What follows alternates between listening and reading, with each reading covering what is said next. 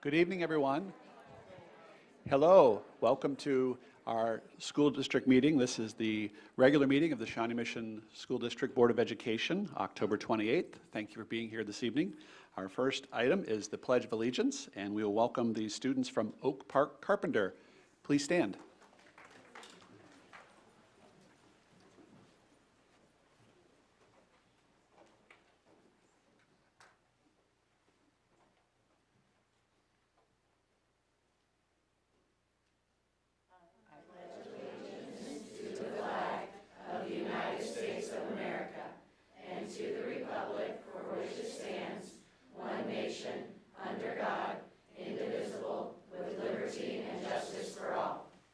Thank you. Well done. And Mrs. Morgan, would you like to introduce our guests today?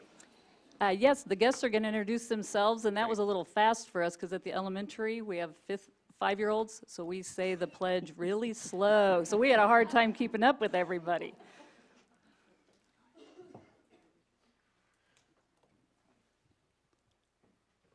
I am Jonas Bobbitt. I am Cade Uniac. In what grade? 6th. Great, thanks. I'm Chet Salisbury, and I'm also in the 6th grade. I am John Kermer, and I'm also in the 6th grade. I'm Aaliyah Adams, and I'm also in the 6th grade. I'm Lydia Uniac, and I'm in 6th grade. I'm Noah Lenahan, and I'm in 6th grade. I'm Dylan Randall, and I am also in 6th grade. I am Hassan Humayun, and I am also in 6th grade. Great.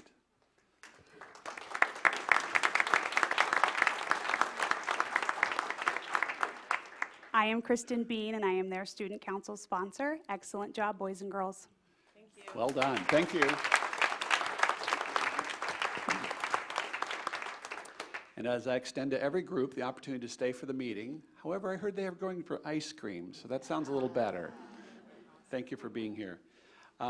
Before we begin the next item to adopt the agenda, I just wanted to pass along that as a board and as a district, we passed on our condolences to Mike Fulton and his wife, Katie.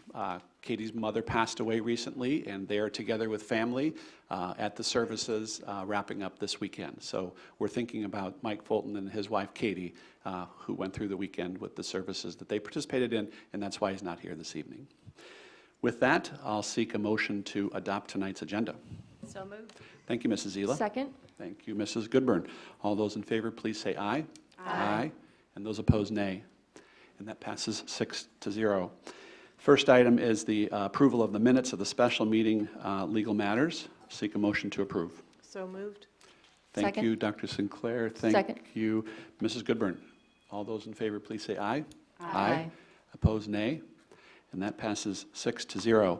The next is the approval of the minutes from the special meeting October 14th regarding negotiations.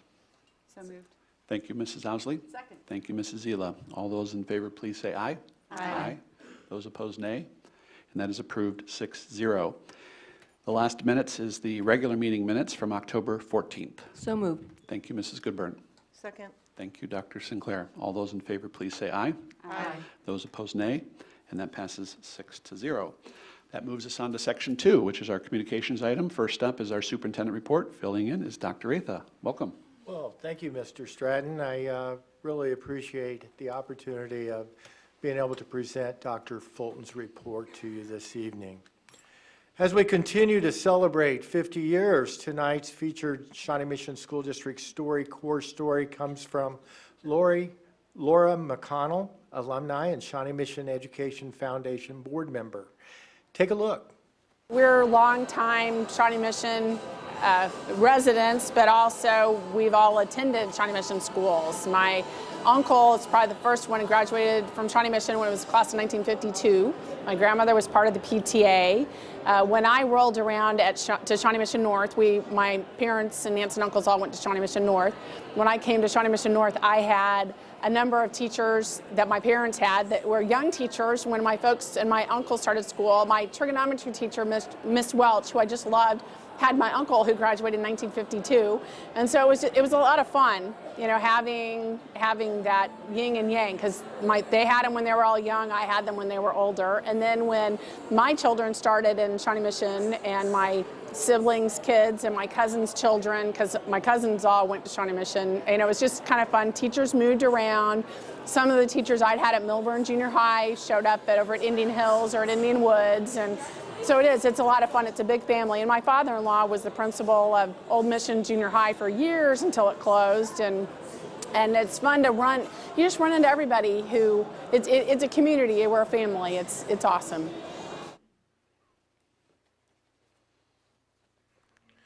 Semifinalists from across the district were invited to a reception to be formally recognized for their academic achievement. High school principals and district leaders attended the reception to recognize the students and applaud them and their family members for their success. The National Merit Program has named 14 Shawnee Mission seniors as semifinalists in the 2020 National Merit Scholarship Program. We will share a link with the names of the students. It was an honor to recognize these outstanding students. High school students from across the metro gathered at the Shawnee Mission East last week to make future education plans at this year's Shawnee Mission College Clinic. The clinic has been hosted for local students for more than 50 years. The event provides an opportunity for our attendees to speak with and hear from representatives from more than 200 colleges and universities across the country. Amy Morgan, Shawnee Mission West High School journalism teacher, will be recognized with a 2019 Pioneer Award from the National Scholastic Press Association, NSPA. The Pioneer is the highest honor NSPA awards to journalism educators. Morgan is one of 7 educators in the nation who will be presented with the honor at the Journalism Education Association National Scholastic Press Association Advisors Luncheon this November. Community members are invited to learn about district facilities, planning, and needs, and provide input for the District Facilities Task Force to review. The district has hosted 4 forums at Shawnee Mission East, West, Northwest, and South High Schools. Tomorrow evening, Tuesday, October 29th, we will host the final facilities forum at Shawnee Mission North High School. This is an open house style event where you are free to attend anytime between 5 and 6:30 p.m. I think at South last week, we had approximately 40 in attendance. We'd like to beat that record this week at North tomorrow night. Hope to see you there. Last week, the foundation visited Shawnee Mission Northwest and Horizons High School to present seniors with scholarship offers. The foundation presented more than 1,200 seniors with scholarship offers. I had the pleasure of attending several of these announcements, and this is an extraordinary opportunity for our students. Kim Hinkle, Foundation Executive Director, will be presenting on this initiative later this evening. Broadmoor Bistro welcomes Homecoming Chef. The Bistro kicked off this year's Homecoming series by welcoming Shawnee Mission Northwest and Culinary Arts graduate Pablo Muñez. Muñez worked with culinary arts students during the day to prep for the evening, which included past appetizers and a 5-course dinner. The Bistro welcomed more than 100 guests to the sold-out event. Muñoz is the executive chef at Tannen Wine Bar and Kitchen. We Care, I Can food drive. Schools across the district will kick off the Shawnee Mission School District's We Care, I Can food drive next week. The campaign will run through from November 4th through November 8th. Contributions to the district-wide food drive support the Johnson County Christmas Bureau, which helps local families in need. Categories. The longest-running quiz show in the area kicks off its 2019-20 season. The categories high school students compete to answer questions from art to science and history to current events. New episodes are broadcast on Mondays and Fridays at 1 p.m. and 6:30 p.m. on Wednesdays at 3:30 p.m. We will include specific program information on the board recap. Now it's time to recognize our Shawnee Mission All-Stars. We are thrilled to celebrate 2 staff members in our district who are being honored for their outstanding work. I'd like to invite Dr. Todd Dane, principal at Shawnee Mission South High School, to introduce our first All-Star honoree. Well, good evening. I am excited to recognize Mr. Chris Burns. He is our lead custodian at Shawnee Mission South High School. And at South High School, we have tremendous facilities and facilities that we think are some of the best in the metro area. Certainly the premier event space for football, soccer, track and field with our stadium. And Chris Burns, as our lead custodian, is in charge of all of that. And he does a tremendous job with us here at Shawnee Mission South. And I know they're going to play a little video highlighting all of the great reasons why Chris is recognized as our All-Star.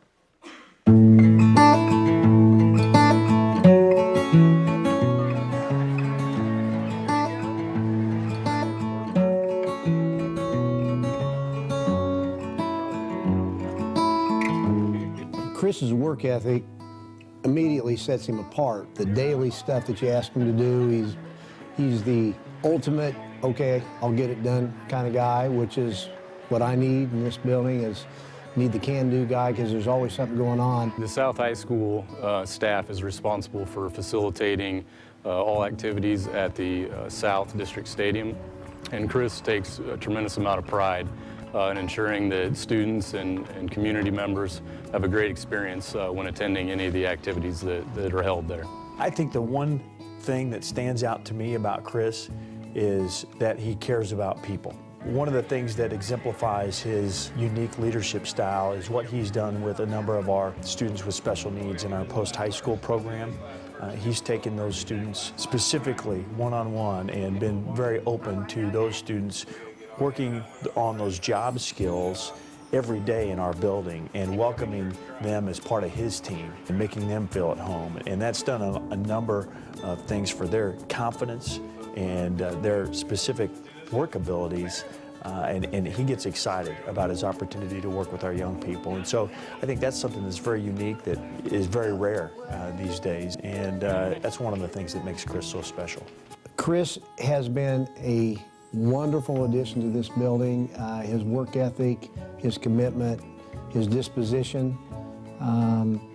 He's fit right in. He's very, very reliable. The teachers love him, the coaches love him, and you know, we're lucky to have him. Hey, Chris, really appreciate all your hard work. Thank you.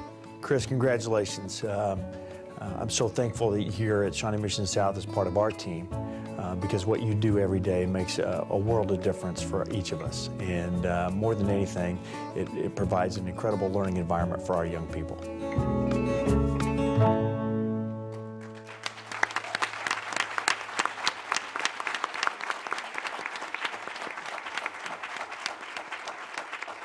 So I'm very proud to introduce you all to Chris Burns.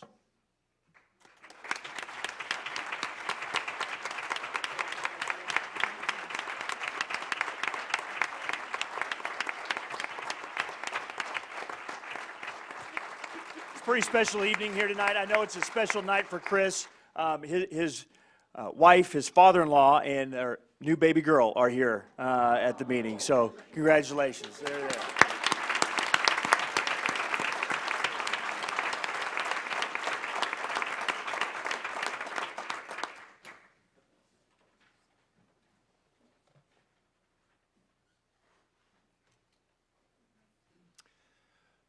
Now I'd like to invite Kevin Frick, principal at Brookwood Elementary School, to introduce our next honoree of the evening.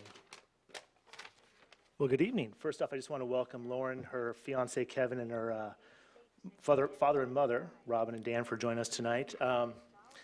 It is my pleasure to be at the board meeting tonight and to introduce someone who I think just makes a huge impact in our district and is often behind the scenes.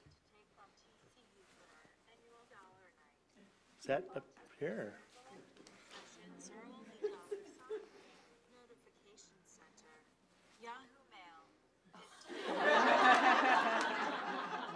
Always on the job. Always on the job.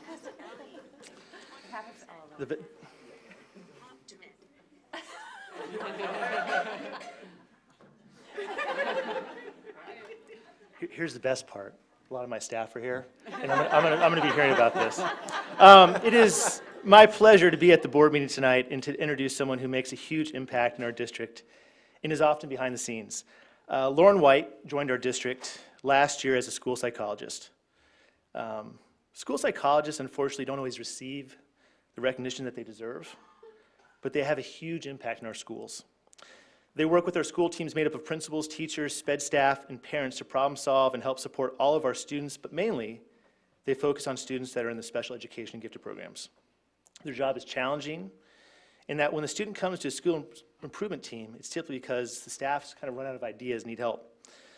And that's where the school psychologist comes in, and Lauren does a superb job of it in helping our team make the right instructional decisions to help support the kids. It requires a lot of discussion and planning, also having some difficult conversation with parents. And she handles it all with grace and professionalism, and always a focus on the student's well-being. So typically with this award, you're going to see from hearing from students, and due to confidentiality, we couldn't have those students on the video. But I'm going to tell you that the students love working with Miss White. The parents and them always come back to me afterwards and say, she's the greatest person, I love working with her. And most kids don't get excited about getting cognitive exams and testing and those type of things. So I always take that as a compliment, I always try to pass it on to Lauren. But I know that the staff of Brookwood and Oak Park Carpenter appreciate all that she does to support our students in their learning. And I believe now we have a video that also showcases that.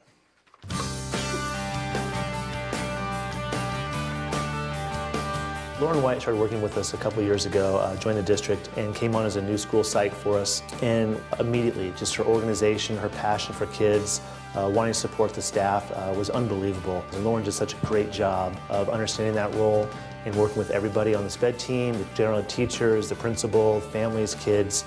She's done an unbelievable job. So last year we had a student who was really struggling to stay on task, to stay safe, and to not be so disruptive in class. And Lauren and I were able to come together and really write a solid plan. And we were able to collaborate with the teachers on that plan. We did an awesome job explaining all of the pieces of it, all of the elements. And we were able to get that implemented with the general education teacher. And he was able to turn it around and just had an amazing rest of the year. I really think that she is bringing everyone together.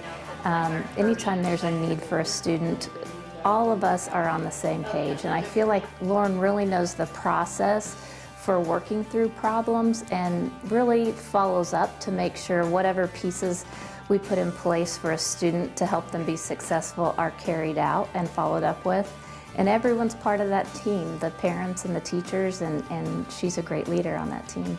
She's very detailed and thorough, and really puts parents at ease when we have meetings, puts students at ease when she works with them, and still manages to keep us all in line when we have meetings. I know about some work that she's done with individual families that I can't speak about on camera, but in every instance of the work that I've been aware of Lauren's touch, I know that there's always been care taken. She follows through. She makes sure that she is doing everything she can with the skills that she has to help our teams be successful in generating successful learning experiences for kids. We have several students who have asked if she is Elsa from Frozen because she looks just like her. So everybody, especially at Halloween, is waiting for Elsa to show up. A lot of people don't see what you do on a day-to-day basis to help support our staff and students and families, but we all notice it here at Brookwood and around Shawnee Mission. Thanks for being such a great all-star.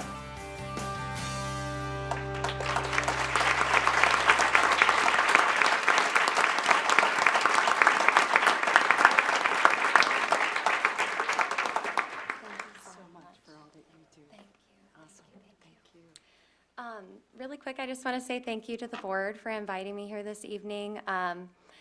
My job as a school psychologist involves so many different people, and that's the best part about it. I have the opportunity to work with our special education administration, amazing principals, general education teachers, special education teachers, instructional coaches, interventionists, the list goes on and on.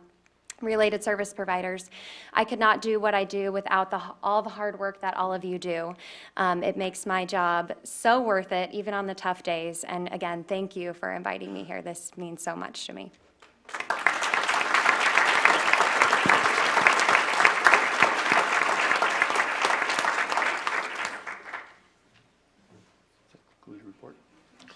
That concludes my report. All right. Thank you. And again, congratulations to our honorees. Thanks. Well deserved. Next up, we move on to our board reports. And the first up is our Education Foundation, Mrs. Owsley. Updates? Well, Executive Director Kim Hinkle and Ed Marcus are here this evening to speak, so I'm going to defer my time to them, and they'll give us an update. Great. Thank you. And our KASB Board of Directors, Reverend Guy. We will be meeting on Saturday, this Saturday, November 2nd. And one of the things on the agenda is to discuss different ways that we might update the voting procedure during the KASB annual conference to see if there might be a way to include votes from people who aren't physically able to be there. And also discuss maybe the timing of that conference. Maybe the first weekend in December is not the most convenient time for a lot of people. So I know that those will be two of the things we'll be discussing related to the annual conference. And that's all I have. Great, thank you.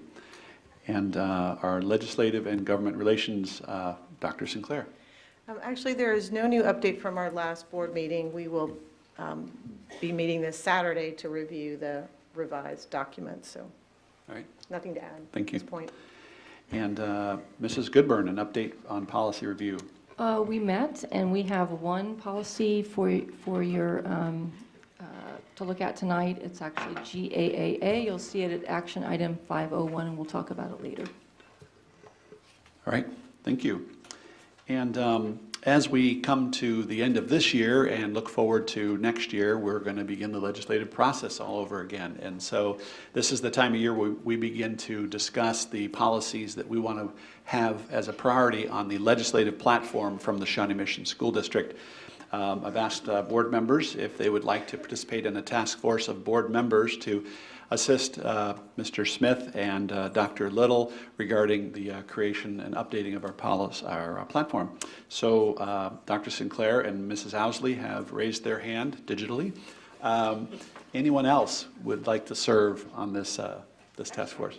Okay, Mrs. Zila, thank you. All right, well, when they call the next meeting, we'll be ready to go. And as we well know, we're flipping the page to November here at the end of this week, and it's going to fly after that. So thank you for your service on that. One other piece that I shared with the board, and I'll say it here, the 6 school districts in Johnson County also will convene again late this fall to put together a priority platform of legislative items for consideration and prioritization in our legislative session for the coming year. So not only do we do it as an individual district, but we do it collectively with the 6 districts, and then as Dr. Sinclair said, also statewide. So there's 3 opportunities for us as a school district, us as your elected representatives, to begin the advocacy process in the legislature. Next up, we have the board financial report. Dr. Atha. Yeah, Russell Knapp, Chief Financial Officer for the school district, will present the report and answer any questions you may have. Hello. Good evening. As attached, as always, is the board financial report for your review. The report is as of September 30th, 2019, so that wraps up the first quarter of our fiscal year 20. It's still pretty early in our fiscal year, so there's really no exceptions to report at this time. But if you have any specific questions, I'd be glad to try to answer those. Yes, Dr. Sinclair. No anomalies or? Not at this time, Okay, no. thank you. And I know that, is it September 20? Is that the date that we take the snapshot? September 20 is the head count, and we're currently being audited as we speak. They're in their 3rd week here this week. Hopefully they'll wrap up this Friday. Okay. Yes. All right. And that's the Kansas State Department of Education auditors. Right, right, to determine the actual number of students in the district. Yes. Yes. Anyone else? Thank you, Russ. Thank you. Next up in our agenda is the opportunity for public comment. Each of our board member meetings, we provide an opportunity for community members to share some input with us, and we have some folks that have come forward. So I'll share a few of the suggested procedures and guidelines, and we'll call our first guest up. And here are a few reminders that will speak to how to have a constructive and positive experience when presenting your comments to the board this evening.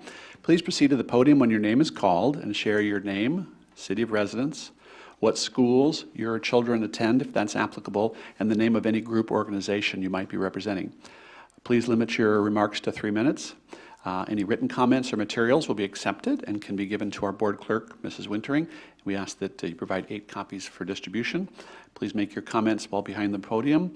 Any complaints regarding student or staff specific should first be addressed to the administration in accordance with board policy KN complaints. If that procedure has been completed, the board will consider whether to hear such complaints in executive session in order to protect the privacy interests of students and staff involved. If comments pertain to an item that is on the meeting's agenda, the board president may request or ask rather the superintendent and or his or her designee to address those comments at the time or when it is up for board discussion. And lastly, responses from board members during public comment will be limited to clarifying questions. And so our first guest today is Jory Nelson.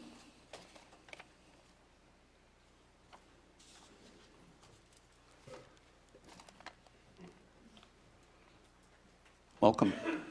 Thank you.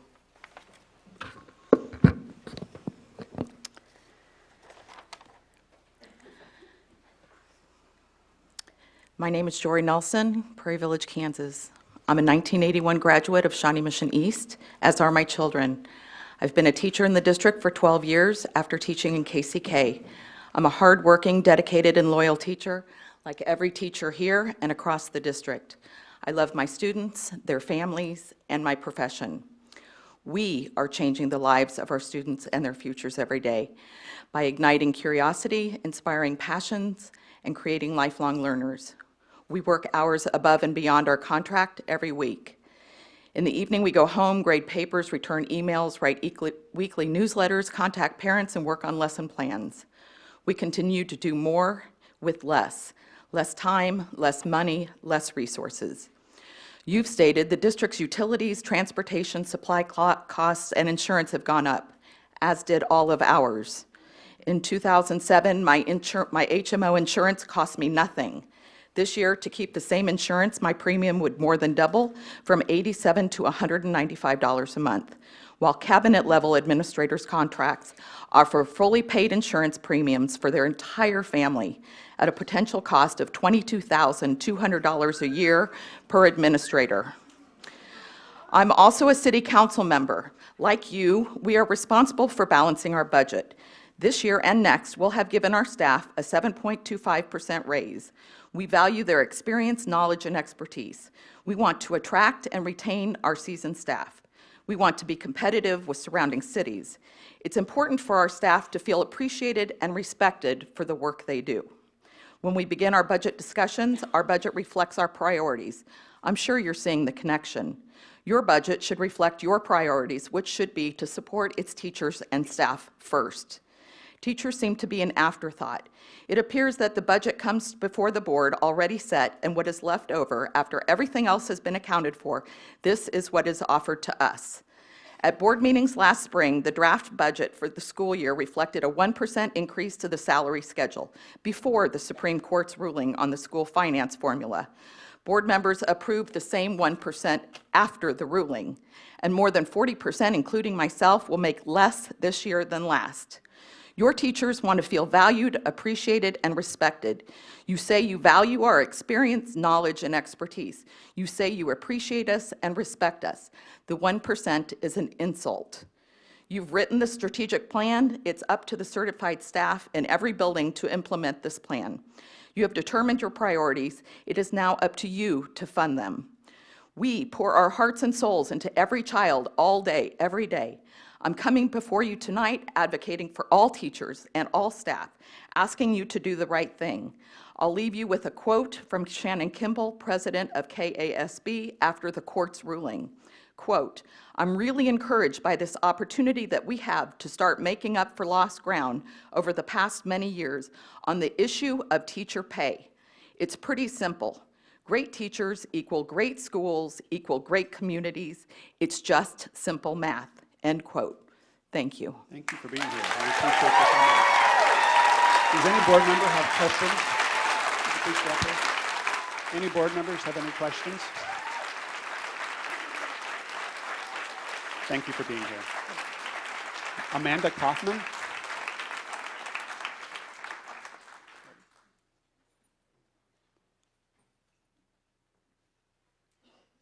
Welcome.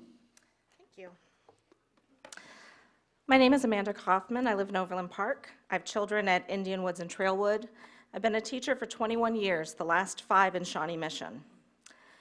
I've been trying to reconcile this board, who say the right things and seem to legitimately want to support teachers, with the negotiating teams I watched represent you this summer, who were flippant, condescending, and unwilling to negotiate with NEA Shawnee Mission in good faith.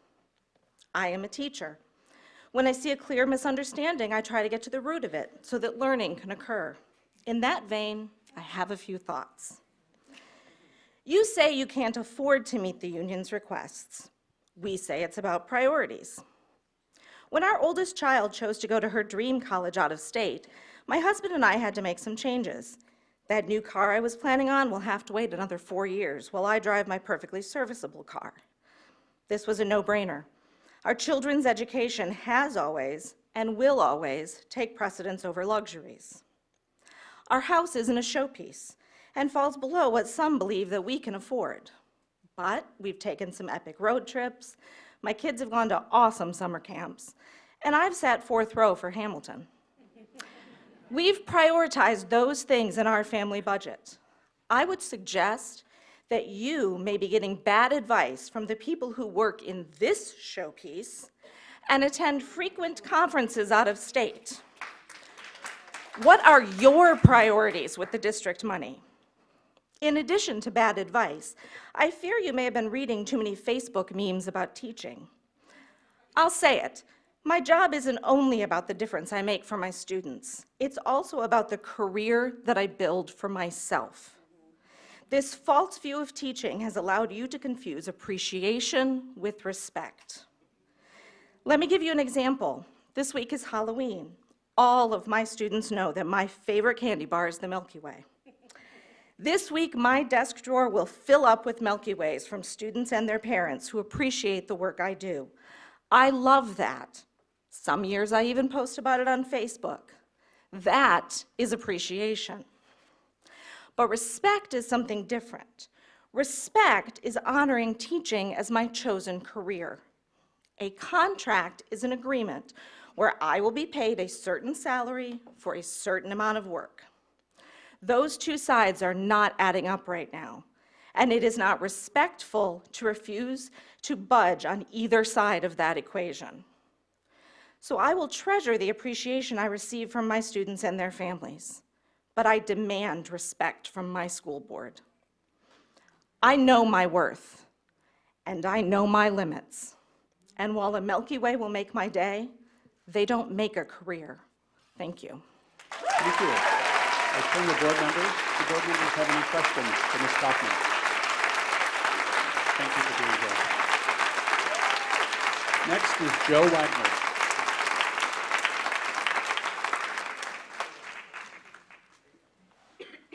Is Joe here this evening? Joe Wagner, yes. Mm-hmm. That's not my fault. Welcome.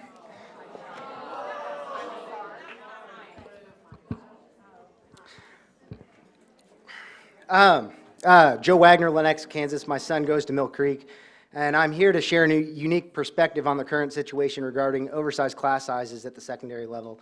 As a former teacher in the district, I want to point out that a huge focus of your strategic plan is on relationships and responsive culture. Staffing and class size need to be a part of the discussion here.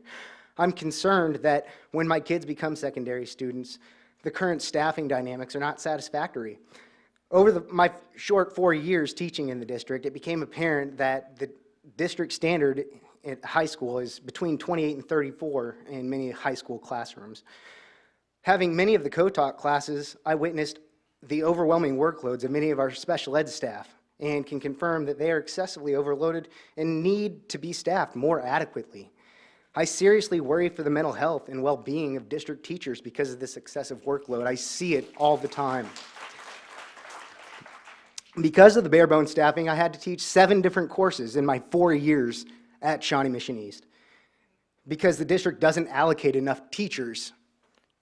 Given the large class sizes and other scenarios similar to mine, no teacher can strive to improve their pedagogy and methodology. This is why you are losing great teachers in this district. You're losing great teachers. Most importantly, and how it pertains to the strategic plan, oversized class sizes means teachers will not be able to build those stronger relationships with all students. You have the opportunity to model responsive culture and what it should look like. If all means all, and that motto rings true, district leadership needs to put their money where their mouth is and provide funding to reduce class sizes and to hire more teachers at the secondary level. Have the courage to do what is right for my kids, our kids. Do what you can to reduce class sizes at the secondary level as soon as possible. I also want to note that it's unacceptable that the teachers don't have a contract yet. I walked into my son's parent-teacher conference and I saw 2 really awesome teachers in the hallway, and both of them informed me that they didn't have a contract yet, and I had no idea that you guys, the district, not you guys, but the district is Anyway, I yield the floor and give my time to somebody else that needs it. Thank you. Thank you, Mr. Wagner. Anyone have any questions for Mr. Wagner? Thank you for being here. Next is Davia Dickey. Davia? Welcome. Hello. My name is Davia Dickey, and I'm sorry this is an emotional topic for me. I'm going to do my best to get through it without being emotional. My children attend Crestview and Shawnee Mission North this year. I have unfortunately had several encounters with the zero tolerance policy in this school district. My family entered the district last year as a misplaced family. We literally uprooted our lives, our kids, from Lewisburg, Kansas for 4 years due to a horrific string of bullying that included harassment from children and adults. Upon entering Shawnee Mission, my only hope was that you had a zero tolerance policy and that a bigger district would have the resources to enforce it should the need arise. We had high hopes of this. Unfortunately, the need has arisen multiple times throughout our 1.5 years in Shawnee Mission. And multiple times we have been failed by this district and the administration. And I want to make it clear that it's the administration that is failing, not the teachers. The teachers in this district have been the only shining light for my family and my children. I believe that the zero tolerance policy needs to be seriously revisited. It is currently nothing more than fluff and a marketing ploy. The language is ambiguous and leaves room for interpretation. Administrators choose how and when to enforce it. As a parent, I've been left with my hands tied. I am supposed to trust that the staff and administrators will keep my kids safe. Again, I want to reiterate the teachers have been the only people who have parented or partnered with me to keep my children safe. These same administrators that you want me to trust to keep my children safe have discounted my complaints multiple times, cannot reply at all or in a timely manner, and cannot uphold a safety plan that is actually in force. The only thing that keeps my kids not from being homeschooled at this point is the upstanding work of the teachers that have gone above and beyond outside of their normal time and hours to help support me and my children. Instead of being a doorway to partner with parents and create a safe learning environment, this zero tolerance rule has left the door to ignorance and victim blaming wide open by your administration. Thank you for being here. Appreciate it. Next is Monique Goody.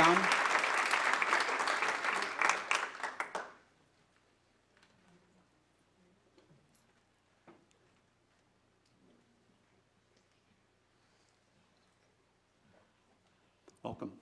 Thank you. Good evening. My name is Monique Goody, and I am a math teacher and the IB coordinator at Shawnee Mission East. I have come here this evening to let you know that after 30 years of teaching, that I am broken. I am broken because I can no longer do what's best for kids. I should have known 14 years ago that you all may not respect what teachers do. At that time, I should have been placed at step 16 on the salary schedule, but your policy is at most step 10. You didn't want to pay for all of the experience and expertise that I brought to the table, but I did accept the job with a pay decrease, mind you, not an increase like you all think everyone comes here for, because I wanted to work with the phenomenal teachers that I knew at Shawnee Mission East. And after 14 years, I should be on step 24 of the salary schedule, but I'm not. And that's because 5 times the district said they didn't have the money to give teachers what they deserved, at minimum, a step on the salary schedule. Other years it was no column movement, even for teachers that had spent years earning their master's degree, and still others, no money to put on the salary schedule as a whole. During that time, I naively blamed the state for not funding education properly, and I just kept doing what was best for kids. Thankfully, our Kansas communities finally voted in a legislature that now realizes education needs to be more adequately funded. Finally, the state gave you money to be spent on students in the classroom and on teachers' salaries. And again, you're telling us that there isn't money, but this time it falls squarely on your shoulders. I am broken. It's not all about the money. Nobody ever gets into education about the money. We get into education because we want to do what's best for kids. But over the last 11 years, we have been asked to do more and more and more and more. And I am broken. In my math department alone at Shawnee Mission East, our department has gone from 9 teachers down to 13 and a half teachers with no real change in enrollment. That is 27 classes that we as a department have absorbed, and we've made it work because we do what's best for kids. The precious test scores that we are measured at haven't dropped as you might expect because we have done what's best for kids. We now teach 6 sections during the day with over 180 students. You haven't noticed what it has done to us because we do what's best for kids. We build 12 to 16 creative, innovative, technically enhanced presentations a week. And when that technology that you spent so much money on doesn't work, we're supposed to do plan Bs. If we only take 1 test or assignment per week that takes 5 to 10 minutes to grade per paper, that's an additional 15 to 30 hours of time. And that's only 1 graded item. Where does that time come from? Certainly not the 50 minutes we get a day to plan, grade, reply to emails and phone calls within 24 hours of contact, have meaningful relationships with all 180 students, revise a yearly changing curriculum, etc., etc., etc. I can no longer do what's best for kids, and I am broken. Thank you for being here. Any board members have any questions? Thank you. Jamie Boardman.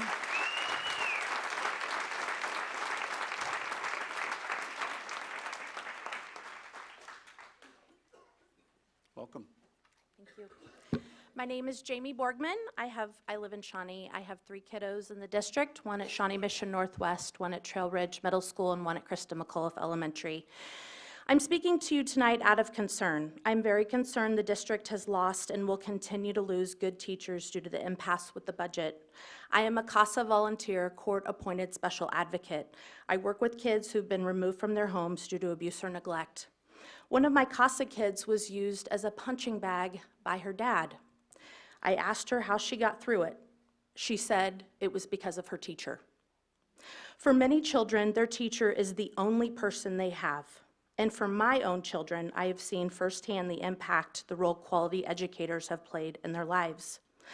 I do not know what will happen with the third-party fact-finding. What I do know is I hope we are never in this place again with our teachers. I know this situation can't feel good for anyone, And I hope that our eyes are wide open to the fact that we are still in an era of mistrust from our previous administration. It is painful to hear teachers talk about how they don't feel appreciated or valued when I know what a critical role they play in the lives of children. To the district, please, let's commit to having improved relations with our teachers. Let's commit to having a culture of trust. And if we are truly committed to putting students first, let's commit to prioritizing our budget to reflect that. To the teachers, as a mom and as someone who works with kids who literally have no one else in their lives but teachers, I want you to know that you are loved, you are respected, and admired. And as Henry Brooks Adams said, teachers affect eternity. No one can tell where their influence stops. Thank you. Thank you. Any board members have any questions for Mrs. Boardman? Thank you. Next up is Brandy Wash. And please correct me if I didn't say that right.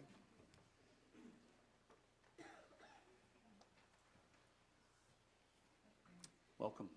Thank you. My name is Brandy Wash. I'm a teacher at Shawnee Mission East. I have a son at Shawnee Mission East as well. Since starting at Shawnee Mission School District 3 years ago, for me, each year has been distinctly different. My first year here, I was part-time. I taught 3 English classes with about 70 students. I found myself on average sometimes spending 7 hours a day to be an effective teacher for just 3 classes. At the time, I didn't think too much about this because I was still able to get done all that needed to be done at home, cook and eat dinner with my family every night, work on my master's program, and my students were performing. My second year here, I taught 6 classes of English with 178 students. With this many students, grading had to be quick, efficient, and unpersonalized. Even using this method of grading, which by the way is proven to be one of the most ineffective ways to give quality feedback for student growth, I spent about 3 minutes per essay. For 178 students, this is about 9 hours of grading for just one assignment. I couldn't give each assignment any more time to ensure student growth because that time didn't exist. Ultimately, my students suffered for it. Last year was one of the most stressful years I've had in my nearly 8 years of teaching. When my Kansas assessment scores came out last May, they dropped to an average of 1.97. This is not why I became a teacher. My 3rd year here, this year, I'm full-time again with 5 classes and a total of 128 students. Already, there has been a drastic difference between this year and last. I've been able to build stronger, more personal relationships with each of my kids because with 50 fewer kids, I have the time to get to know each of them a little better. And with more time to grade, I'm able to give more timely, personalized, and meaningful feedback. I was able to add a new novel to my curriculum, which we know how difficult this is to do, but also how vital it is to keep the curriculum updated and current for our students. And lastly, I have been able to spend more time analyzing data from assessments. In fact, this year I've already been able to analyze the data from 5 assessments and have targeted various standards in which students were performing low. I was then able to use this data to guide my instruction. I'm happy to report that my students are stronger now, this year, than they were at the end of last year. Recently, they took a Kansas Assessment Predictive Interim at the beginning of this month. Their score was 2.52, which is a 0.55 average increase, and that's just the beginning of the year. Because of lower number of classes, my students have a far better English teacher this year, and in turn, my students will be successful. Think of what could happen if all of our teachers had the time to perform like this. We might have more productive PLCs, more time to spend on creative lesson plans and giving personalized feedback, and in turn, all of our kids will be more successful. This is why I became a teacher. The data is clear. 5 classes instead of 6 classes enables teachers to provide a more personalized and rigorous learning environment, which produces students that are far better prepared for their future. I don't know yet what year 4 will look like for me as a teacher, but I'm asking you, the Board of Education, to consider the facts that we've presented to you today. Thank you. Any board members have any questions for Ms. Wood? Next is Andrew Sandow.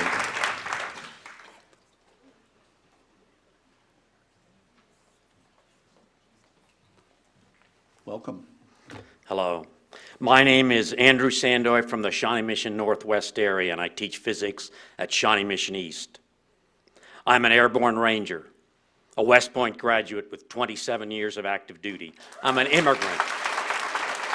My grandfather spent 2 years in a concentration camp. My dad was tortured by the Gestapo, and my mom was interrogated by the Gestapo when she was 16. I am appalled by what I see here. Good people not willing to do what is right. There were tough times in the Army, far beyond what happens here, but they would end. And when they ended, the local leaders, they provided the time and resources for people to recover. The surge should be over here. You got $10 million from the state. That's more than enough to reduce the workload of 50% that has happened over the last couple of years. More importantly, the current system, with this CAA here as the prime indicator, exhibit, caters to the privileged, while making it ever harder for those at risk to be taken care of. I can teach 4 physics classes with 28 to 30 kids apiece, because those kids are over-prepared, they are highly motivated, they have more than adequate support at home, and they can get a tutor at a moment's drop. But the 2 classes I've got in physical science, those are far different kids. They are less prepared. They aren't as sure of themselves. And there's a whole bunch of them that are at risk.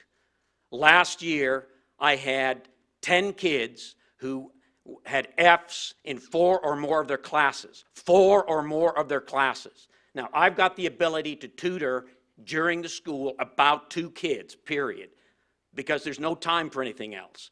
And I've got 10 kids who are going down in flames. So last year, virtually all of those failed in all the classes they were failing. Maybe it's okay to increase the workload 50%, but how can you maintain large classes, punishing at-risk kids, when you have the funds to fit the problem? Thank you. Thank you. Any questions for Mr. Sandow? Next is Emma Mathison. Emma Mathison.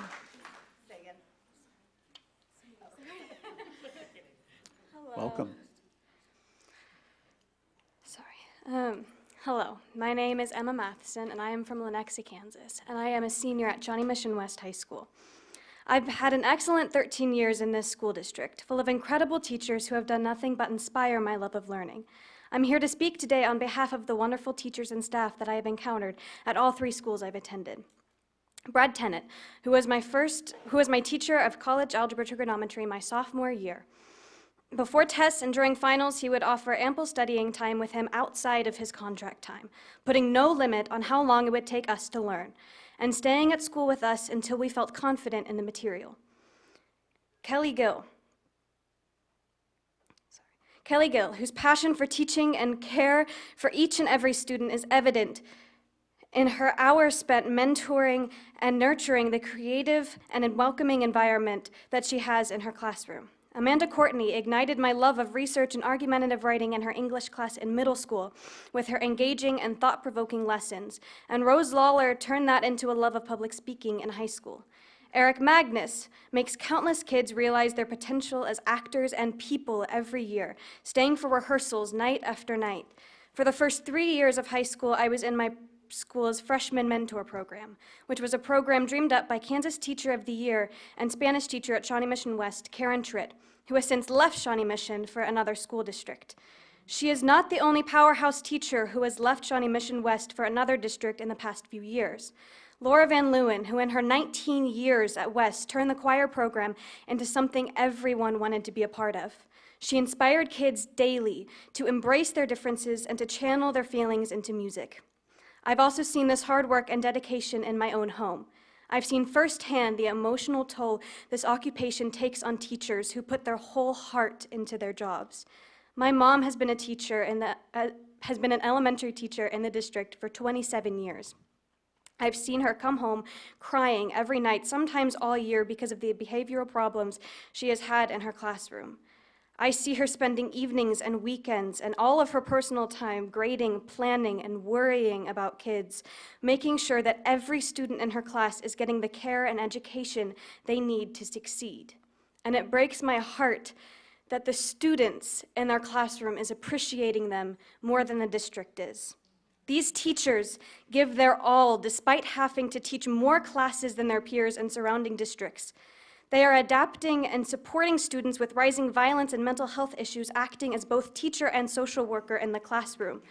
High school teachers with approximately 30 kids per class for 6 periods a day are expected to differentiate lessons for a wide range of abilities and motivation levels. Some high school teachers are using their sick leave to grade papers and provide meaningful feedback to each student. This is in addition to the hours spent on any given school night grading daily work. How is their hard work being appreciated or acknowledged even? By a 1% pay increase, that with the raise in health insurance costs will leave many of them making less money this year than they did last. Our teachers deserve so much better for everything they put into their jobs. Thank you. Thank you for being here. Appreciate that. Thank you. Any questions? Next is Amanda Jessel. Amanda Jessel. Welcome. Hi, thank you. My name is Amanda Jesse. I'd like to present a little bit of my resume to you to get into the point I want to make next. I've taught 5th and 6th grade in Shawnee Mission ever since I graduated from K-State 21 years ago. Over the years, I've helped create social studies activities used by teachers in the district. I've worked as part of a team of teachers with the Kansas Department of Education on revising social studies standards for our state. I've been fortunate enough to have been named a Gilder Lerman Institute of American History State History Teacher of the Year. I have my master's degree in curriculum and instruction with an emphasis on distance learning. I'm currently working with a team of teachers from multiple Shawnee Mission elementary schools, district IT personnel, and Cisco engineers and staff as part of a pilot program introducing Cisco's WebEx communication tool to the educational market.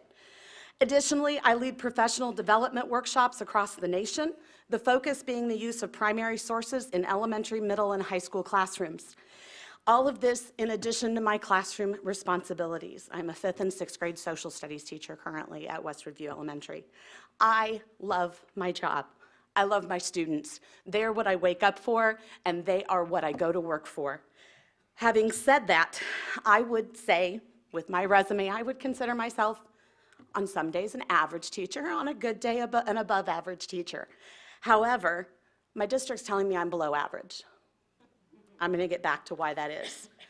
Could I ask the teachers just silently raise your hand if you've ever worked more than your contract hours? If you've ever attended an event outside of school for a student, such as a sporting event or a recital? Have you ever taken work home? Have you ever purchased supplies out of your own money for your classroom? All of these hands point to the fact that we have exceptional teachers in this district who love their students, and they are all in for this profession. I am all in for my students and for making sure that they can succeed in ways they themselves couldn't even imagine.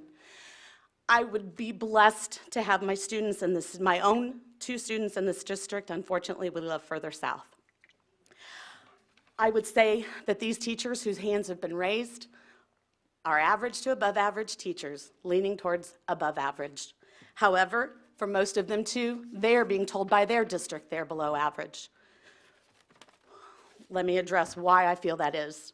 There's been a number floating around that came from a communications officer in Shawnee Mission, stating that the average salary for Shawnee Mission teachers, not staff, just teachers, was $69,406. Okay? In order to earn that amount, a teacher would have to be at master's plus 15 at step 24, master's plus 30 at step 15, master's plus 45 at step 14, master's plus 60 at step 13, or at the doctorate level on step 11. I find it hard to believe that individuals with that much experience and additional schooling are average. We want to work in a district that is above average. We are all in for our students and our schools. We would like to ask for a district that is the same. Thank you. Thank you. Thank you for your comment.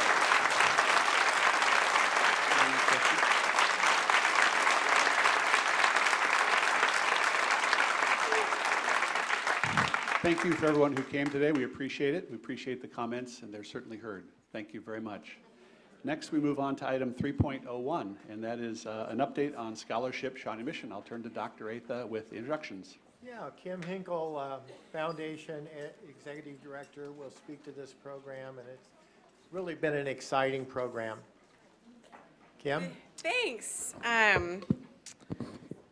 Thanks so much for having us here. I'd like to introduce the Foundation's new program officer, which I think many of you have met, Ed Marquez, who's really taken this program as his brainchild and made it really quite extraordinary. We started July 1, and we've had a pretty good year. And so just to kind of recap, we really started this program to bring scholarship opportunities to students, to help them expand some of the possibilities for their futures. So they're getting offers from places that they might not yet have considered.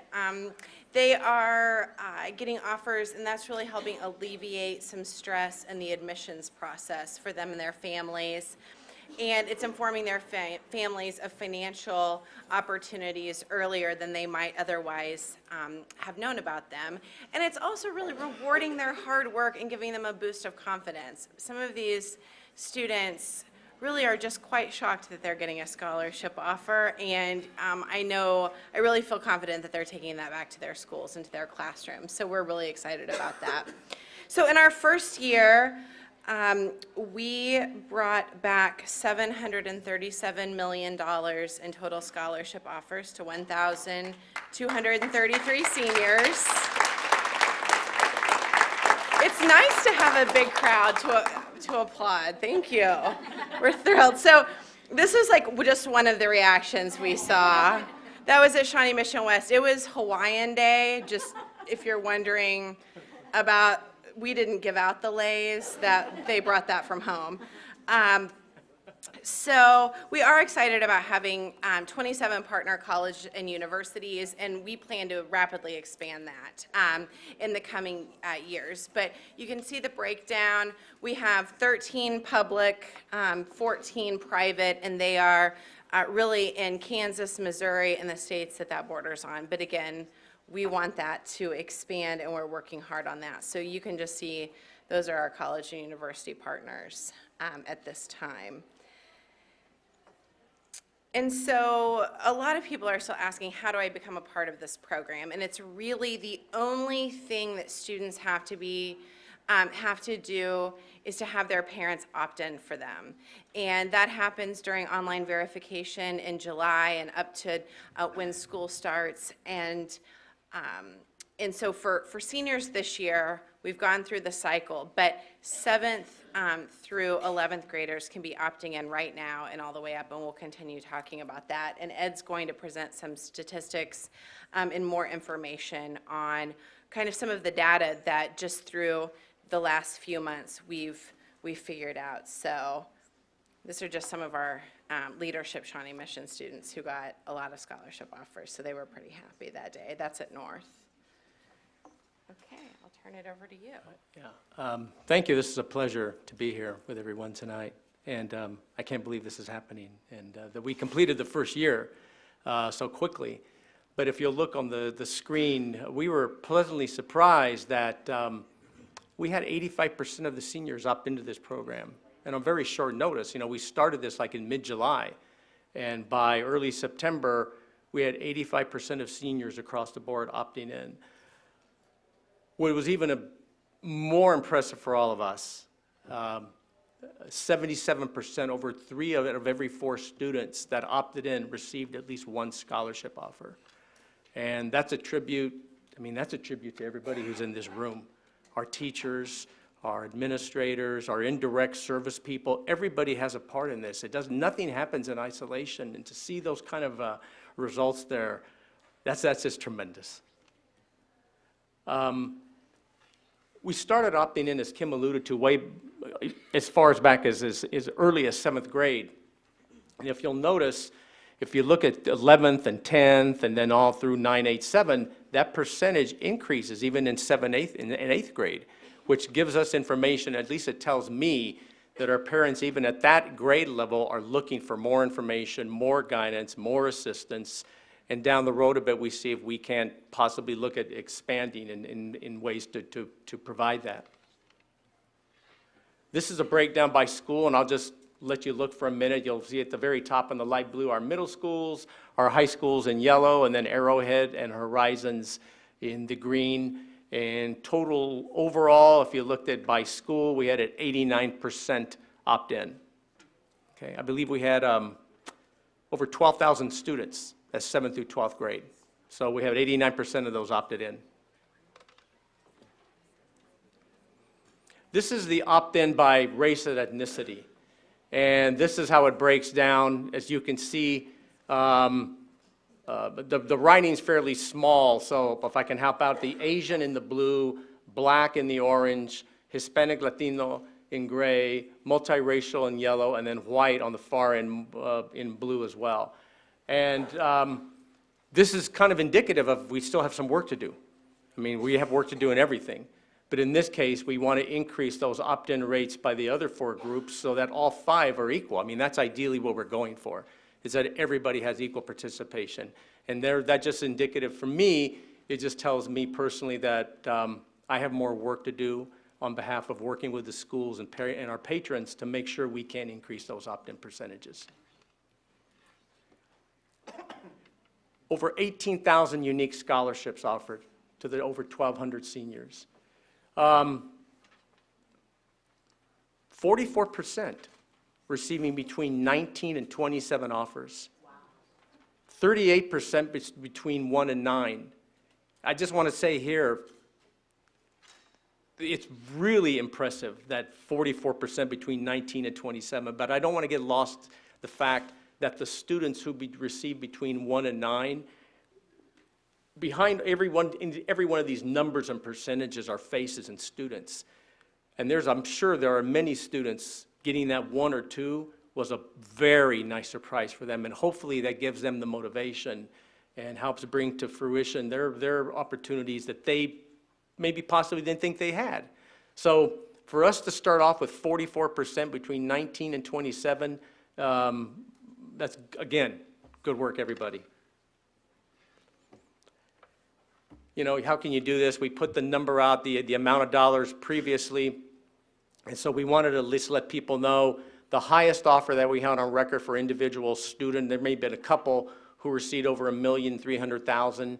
The lowest offer was a $500, just as valuable to that student as it would be to anyone else, and the average amount was slightly, well, nearly $600,000 on the average for every student in the district in terms of the amount of offerings they received. This here is, again, it may be difficult to read the bottom, so I'll do it for you. The first column is Hispanic, then American Indian, Asian, Black, Native American, white, and multiracial. And the green bar, where you see the green bar within the respective ethnicity or race, indicates the percentage of dollars, scholarship dollars, that the student, that respective group received.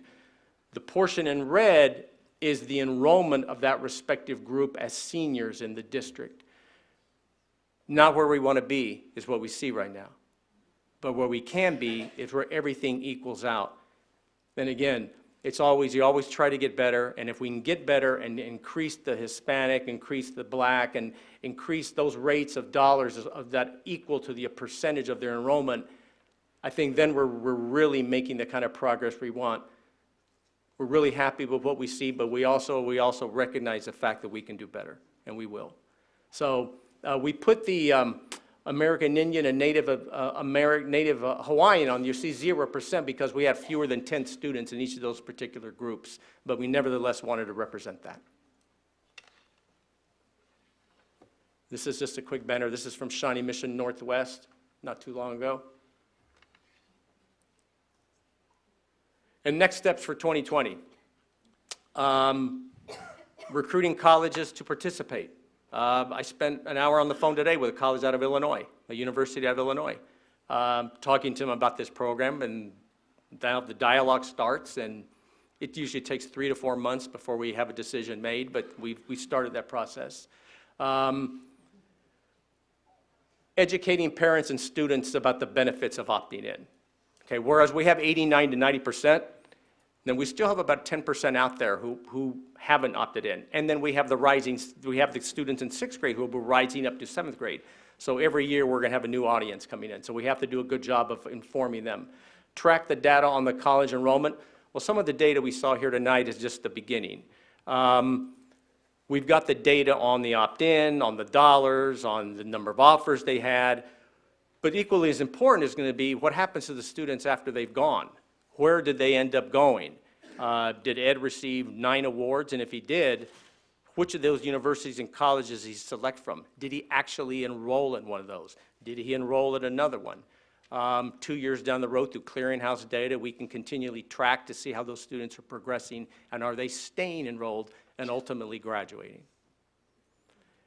The last step on there is as these numbers, which were, I'm speaking personally, were much larger than what I anticipated, we need to start looking at forming volunteer groups to help in a mentoring process with our students in the schools to help them kind of sift through the data. Because where we've gone through, we've gone from a point, I'm sure you all have heard it, it's kind of a cliche, but it's true. Where do I start? Where do I begin? How do I find the process for finding scholarships and applying? Well, we went from a track that maybe is this wide to students now having this much information, this many offers. How do you collapse or consolidate that data, those options, that information, so students can make decisions on a timely basis? Because every one of these scholarship letters is ticking. There's a timeline attached to it. There's applications, there's items that they have, the student has responsibility to fulfill certain obligations then if they want to pursue one of these universities within certain timelines. That's me. Any questions? If there's any questions or anything like that, you can reach me here. Questions? Yes, Mrs. Zila first. Okay. The opt-in process, explain that to me so parents don't miss that when it comes about next year. Sure. It is on the online verification where every parent has to go, and there's a number of boxes to check about photo releases and permissions to do different things. There's all of these things. It's kind of, during enrollment, if you will. It's a registration time then. Yeah, right? it's right. And it's just a box to check that says, we give permission for you to share my students' data with college and university partners. Great, thank you. Mrs. Owsley? Well, I've already previously stated my support and how appreciative I am for everything you guys have done. I think this is a real game changer for a lot of students to level the playing field who maybe don't understand the college application process or have members of their family who've done it before them to guide them through it. So I love that aspect of it. Just to clarify for folks that basically for the kids who received the 1 to 9 offers, or for all of the offers, the students didn't apply to any of these universities. And by providing the scholarship offers, the universities are basically providing them that they've been accepted to college. They've been accepted to 9 institutions that they did not fill out applications for, they did not pay application fees for. And it's maybe universities that they wouldn't have thought of, but now are in their sphere to contemplate as they're thinking about their next steps. Absolutely. You're absolutely right. So can you go over what the students then need to do after they receive their offers? What does that look like to make it concrete that they're at that university? Like they have to provide additional transcript information or to make, because they haven't given them anything. It's possible they could get, so I'll let you explain that part. Yeah, if I understand correctly, but what'll happen is that the students now have in their possession these different letters, okay? And they're sifting through them to see, okay, which of the scholarship offers look like it's a good opportunity for me. They're going to look at various factors to help make that decision. Once they make that decision, in fact, we have a meeting tomorrow night here. We've had information meetings. We've had 2 of them this past week. We're having another one tomorrow where I've shared the information that you have to look at it to some degree in a chronological order. All the dates on the letters are different dates. Different universities have different deadlines, so to speak. So I've been informing parents, look at the dates, forming students, look at the dates, try to consolidate through there, fill out your application, complete the FAFSA. If some schools need for you to contact somebody at that respective school, and there are some schools who want you to make a visit to that institution, some of the local ones, then you need to be aware of the timeline and the factors that are necessary for that scholarship to hold, okay? So those are the things they have to be cognizant of. The timelines are very important to this. They're not so up close that it's staring them in the face right now, but it's that kind of thing is we're going to be in November at the end of this week, and time is starting to go by, and they have to really be on top of it. Hence why we think we need to start looking at volunteer support to help the students make these decisions on a timely basis. Is that what you're looking for? Yes, Okay. and then tomorrow night's meeting is here at the call at what time for folks if they? It's at 5:30 in English and 6:30 in Spanish. Great, thank you so much. Thank you. Appreciate it. We'll go to Dr. Sinclair and then Mrs. Zila. I was at the college clinic night at East, what was that, last week or whatnot? Yeah. And talked to a couple of different universities and asked if they were participating in the program. And one of the community colleges had said that you or others were kind of walking around, sharing a bit about the program, Yeah. collecting cards. So so my question, did we get additional kinds of interest from universities? I just thought that was brilliant. Yeah. I had, like everything else, I need to know how many. I Okay. need to know how many. So we have 45 additional universities that's where the process started today.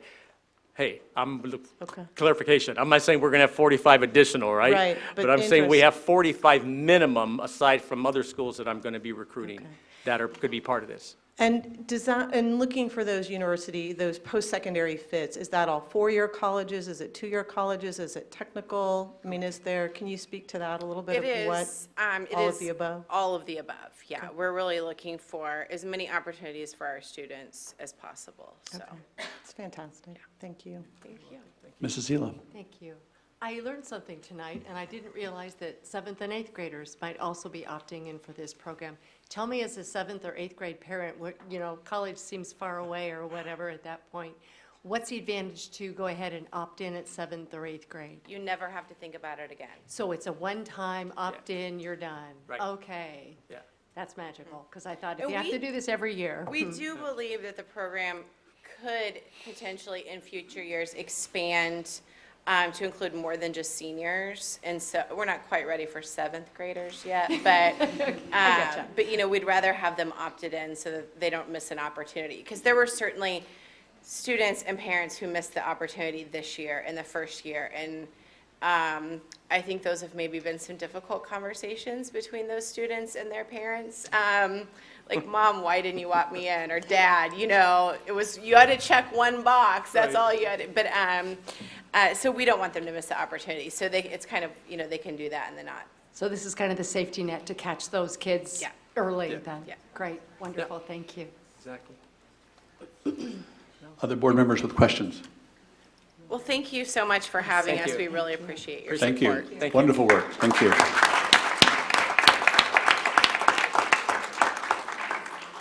Next on our agenda is the continuation of a discussion about the district's committees and task forces. Last meeting, we walked through this two-page document. It's now on the screen.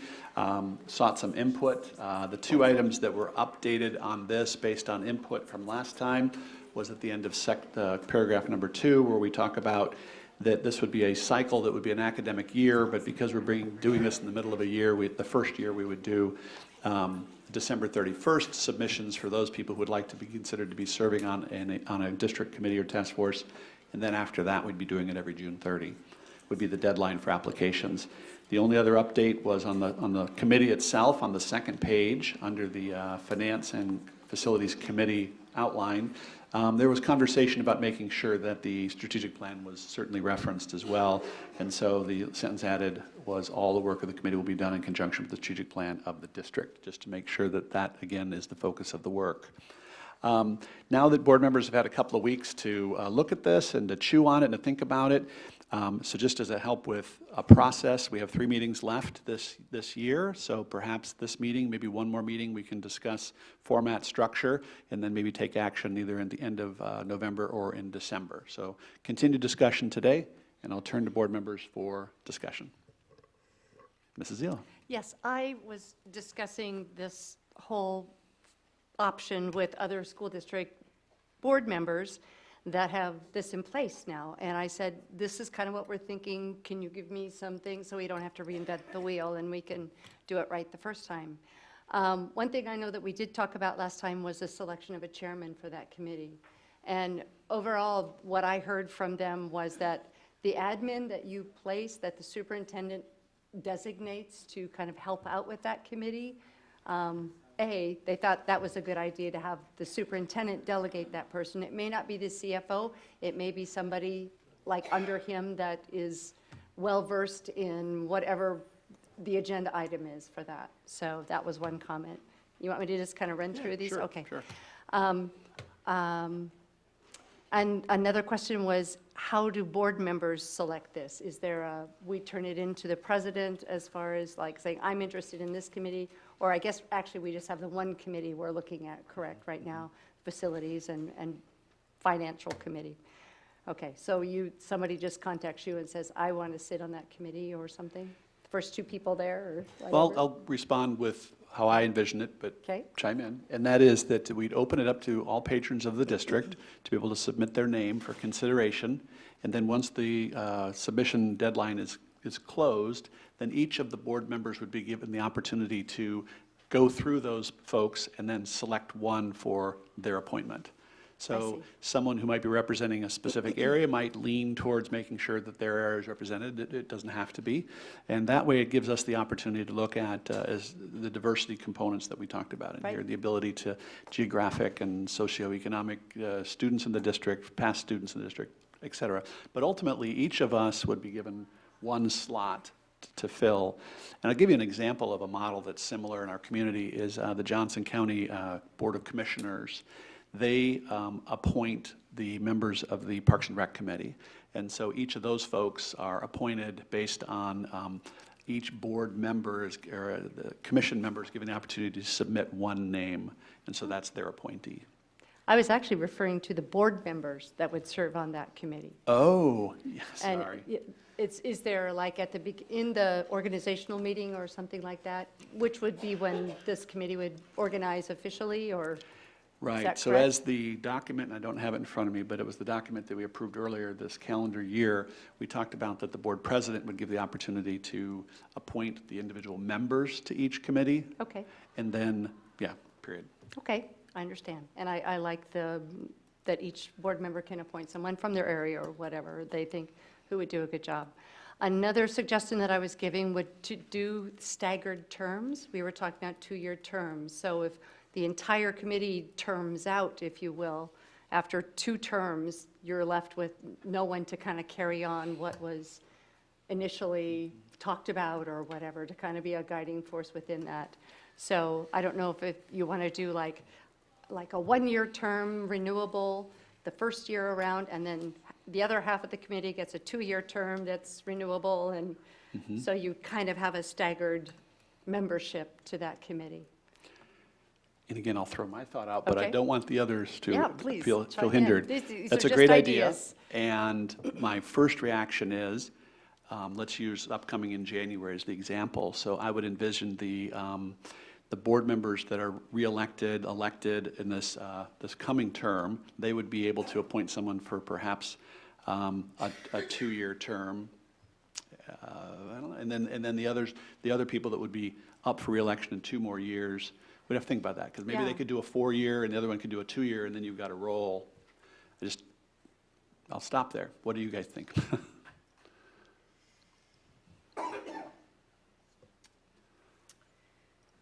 Well, we could split it.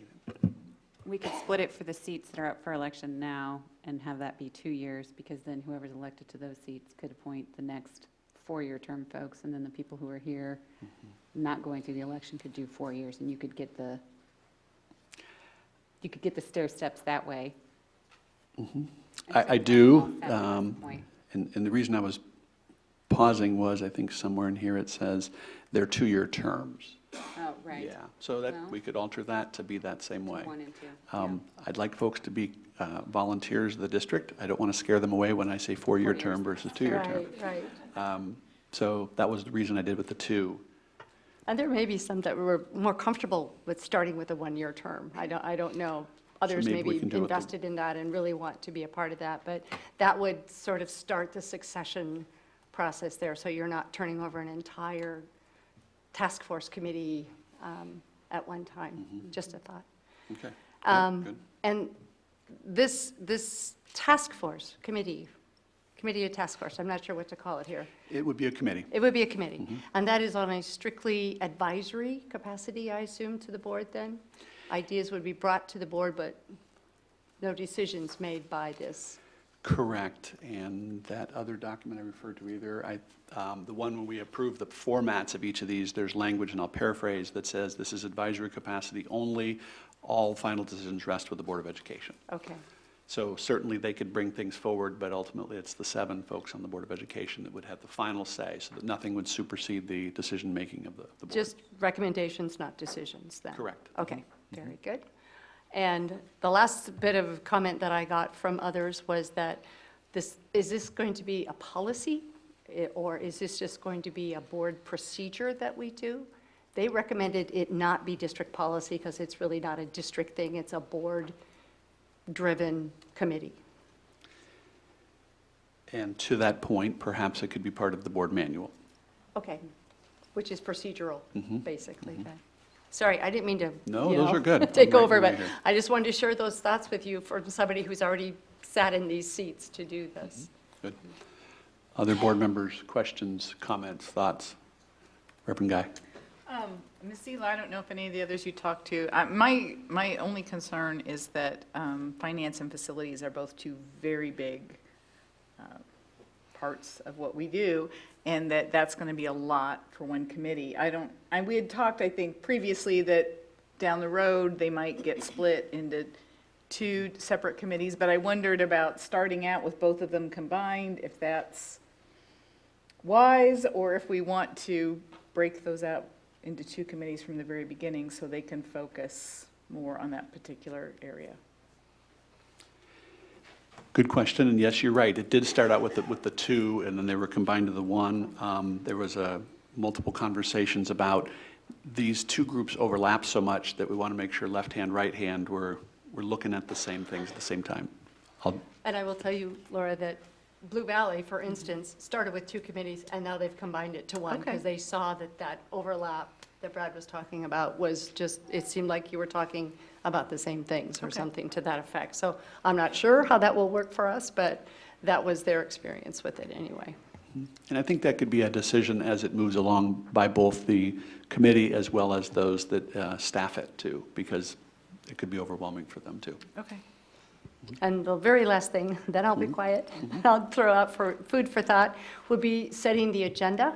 That seems probably something, some things are timely, like we have to review facilities for a bond, possibly in the future or something like that. But the agenda would be set by the board president and the administrator that's part of that, or the board members and that administrator, or how do you envision that? That's a good question. I guess I was going to say that it would start with the superintendent and that person that would be working on the committee, because they would be the first ones that would say this would best be vetted by that group, and then I would just say in conjunction with board leadership.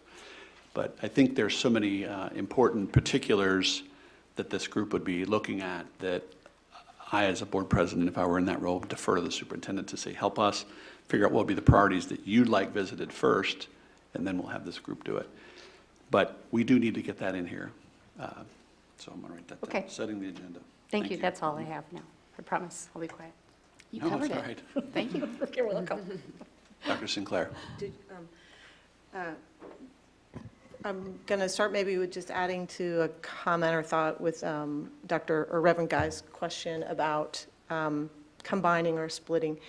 And so I feel like the language we have here allows us to start as a whole, start with a kind of a, so that we have all of the issues on the table in a manageable size as we're pilot testing maybe this kind of new endeavor. And then if we feel the need that we need to break them up and it's functional and these groups and the community kind of we're at a place where we want to dig in deeper, that we have the opportunity to do that, so that we could split in the future, but we'll start. So my understanding was kind of have the option open.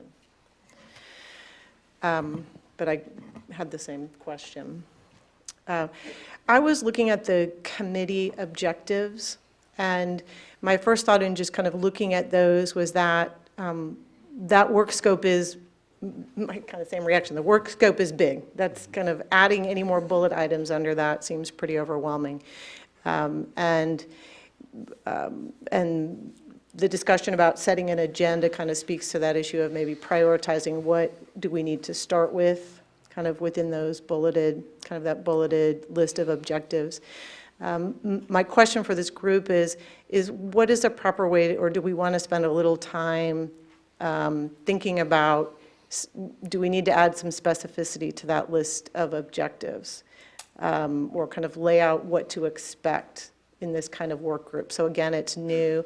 So simple expectations too, I assume we're going to operate from an agenda, so kind of discussion, so people know what they're kind of signing up for, or how and what they might be contributing to in terms of time and process. But just spending time thinking about what do we mean by review, what do we mean by advise, some of those words. Like my expectation in reading this is that we're looking for participants willing, as in other committee work, to dig in and read documents so that when everybody comes to the table, we're all operating with the same pieces of information, the same base of knowledge.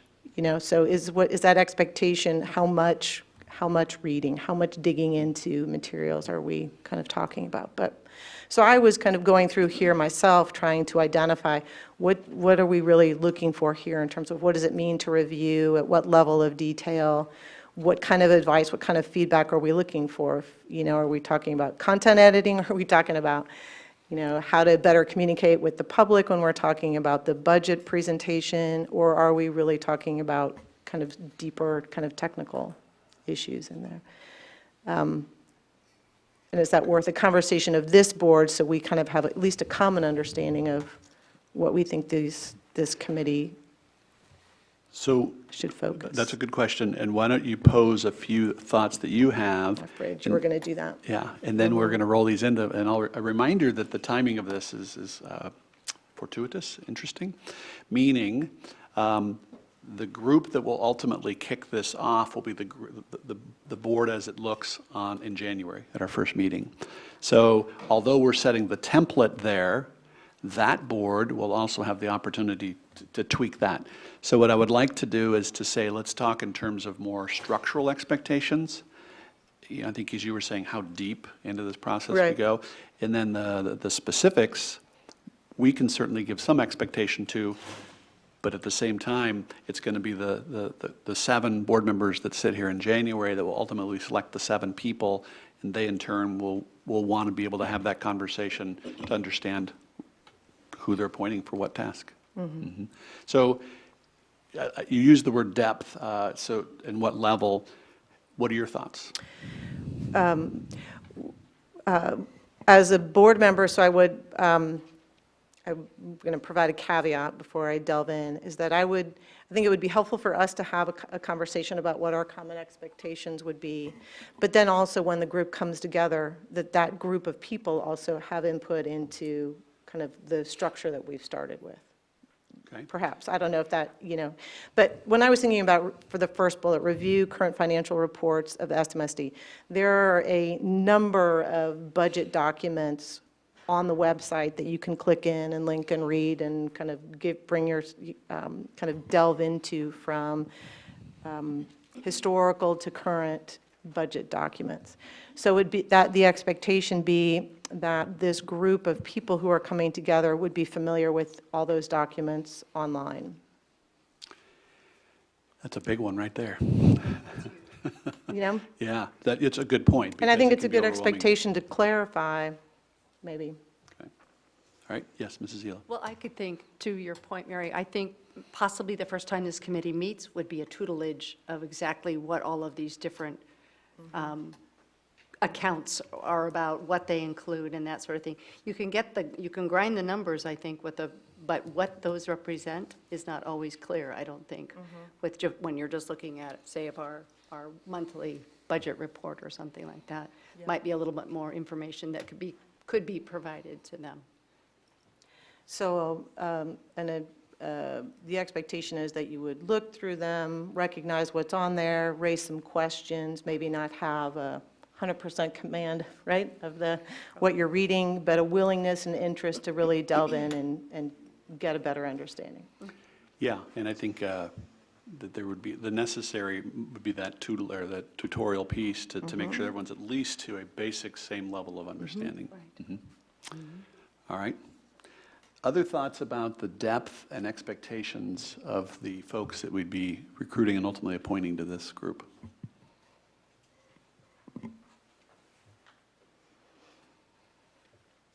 All right. Well, let's continue. Oh, Sarah? I didn't have a comment about that, but I had a comment just in general. I think Ms. Seela said about not putting it in policy. I would agree with that. I think there's a lot of detail in here, and we already have the policy that creates these district committees, and I think that allows flexibility, not putting it in it. I would agree to put it in the board manual. Okay. Seems like a better place to put it. Thank you. Anyone else? About either of the 2 pages? All right, well, I'll update it with these comments here, get those to the board so they can review it again, then we'll work towards a final version of this at either our next meeting or the meeting thereafter. Okay. All right? Great. Thanks. Thank you for the conversation. We move on to item 4, which is our consent agenda for tonight. There's a consent agenda with various items published in advance. Before I seek a motion to approve the consent agenda, I'll ask any board members if they would like anything removed for specific and individual consideration. Reverend Guy. I'd like to remove 406, please, from the consent agenda. All right, removing item 406, okay. Anyone else? Yes, Mrs. I would Zila. move approval of the consent agenda as amended. Thank you. Second. Thank you. It was moved by Mrs. Zila, seconded by Mrs. Goodburn. All those in favor of approving the consent agenda minus item 4.06, please say aye. Aye. And those opposed say nay.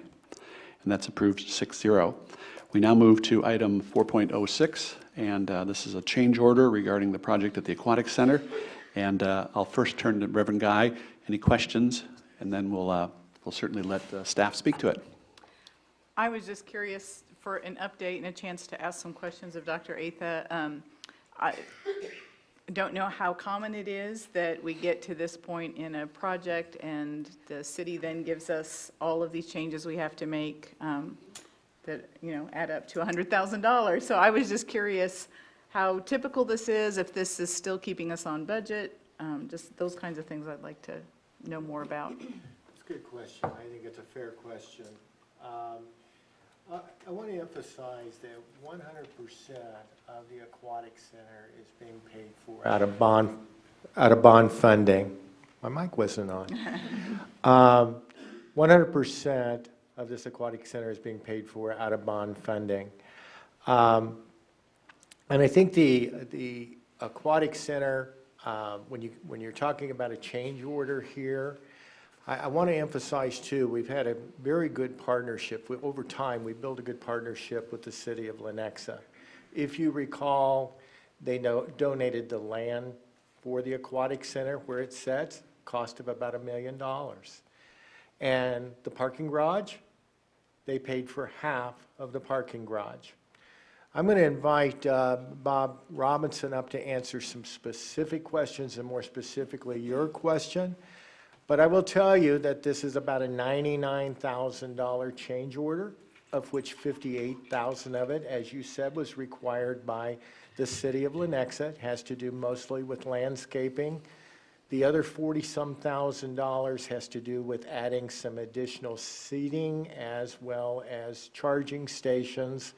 And I think Mr. Robinson can speak more specifically to that. But I don't think it's that uncommon to have a change order in a project of this magnitude, but I'll let Mr. Robinson address it more specifically. Yes, and as Rick said, the city of Lenexa has been great to work with.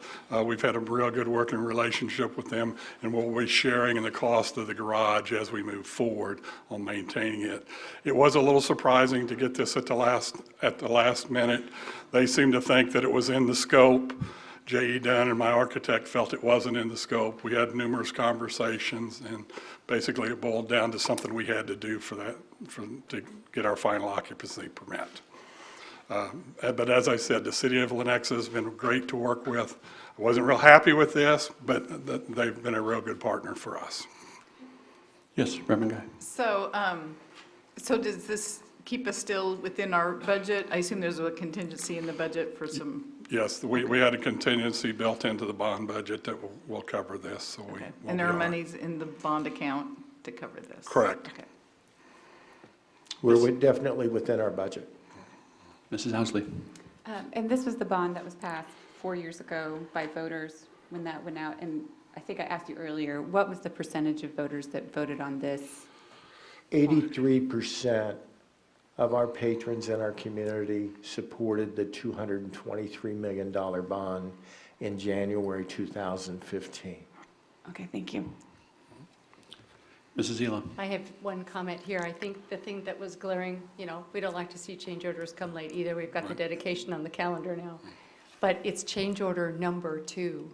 And through all of the building projects that I've been through here, it's like, well, here's change order 54. And so to have change order number 2 come at this late date is pretty phenomenal, I think, in itself. And I think that's a credit to you and your team that have built that wonderful facility. Thank you. And we always strive to do better, but it really, I think you'll be real proud of the facility once we open up. Great, thank you. Thank you. Other board member questions on the item? Thank you. I'll seek a motion to approve item 4.06. So moved. Thank you, Mrs. Zila. Second. Thank you, Mrs. Owsley. Any additional questions? All those in favor, please say aye. Aye. Those opposed, nay. And that is approved 6-0. We move on to other action items under 5, and this is item 5.01, and this is a policy that we're looking at reviewing. Mrs. Goodburn referenced it earlier. I'll turn to Mrs. Goodburn for a little more background on this. Well, you can see up on your screen right now, kind of the policy actually, and some of the comments. Basically, we updated this policy GAA to reflect the changes that we made with AC non-discrimination to include those protected classes with the same language that is in that policy. And then KSB recommended some other policy or some other changes to the policy as well. And then just some of them are actually just updates for the contact information. So we would like to see approval. And was that a motion? That was a motion. Thank you, Mrs. In Goodburn. that kind of strange language, but And yes. thank you, Mrs. Zila. All right, additional comments. This has been discussed at the Policy Review Committee level. Did you say I seconded? I did. I think it's Mrs. I stand corrected, Owsley did. Mrs. Owsley. Yes. Seconded. Thank you. This was brought forward by the Policy Review Committee. They are the ones that are moving it forward for consideration. Any board member questions? Seeing none, all those in favor, please say aye. Aye. And opposed, nay. And that is approved 6-0. We move on to board comments, item 6 on our agenda. I'll turn to board members with comments from this evening's meeting. Mrs. Zila. I have one comment. I have voted today, and I see you have as well. Walk-in voting is open voting, advanced voting, that's the word, has started today. So I would encourage you to get out there, or at least be sure and show up next Tuesday to cast your votes. Great. Thank you. Other board comments? Reverend Guy. Last week was a tough week for the Pawnee community. On Wednesday, a hate group targeted the school, and I just wanted to say a thank you to the principal, Justin Green, and the teachers there, the parents, and the district itself for helping facilitate the start of the school day for students who didn't have to face those messages on their way to school. The district hired extra buses and drivers to make sure that every child had the opportunity to get to school a different route and didn't have to go by the front and see those horrible signs. And so I was there with parents and some teachers in the back of the school greeting all the students as they came off buses. There were also parent volunteers who were walking children to school that day. the whole community just came together and I think made it a very positive start to the day and didn't give any attention to the group who wanted attention out in the front. There were several people from the district there on hand just to make sure that everything went smoothly, so I thank Dr. Atha and Chief Douglas and Mr. Smith and Dr. Bates for being there as well, just making sure that all the students had a great start to the day. So that was Wednesday, and then Thursday, of course, was the horrific accident in which the 4 students were hit by the car as they were walking to school. And the Pawnee PTA has posted on their Facebook page that if people want to drop off cards for the families of those students, they can drop them off at the school, and the school will make sure that the families get those. Other people have been asking about giving gift cards, and they said you're more than welcome to drop those off as well, especially for grocery stores or places that might deliver food, since the family's going to be caring for some long-term needs as these students recover. You know, it was 2 very tough days for Pawnee, but they came together as a community, and I was so glad for all the support and help that people provided. So thank you. Thank you. Other board members? Any students with us at this point in the meeting? There we go. Thank you for being here and for sticking it out. We appreciate that. Feel free to come up and get a signature from Dr. Atha, and that'll prove that you were here because you stuck it out. We appreciate that. Can I ask what school and what program you're here from? I'm from Shawnee Mission North, and I'm here for AP Government. All right. Great. Thank you. Anyone else? All right. Our next meeting is November 11th, and I'll turn to Mrs. Owsley for a motion for executive session.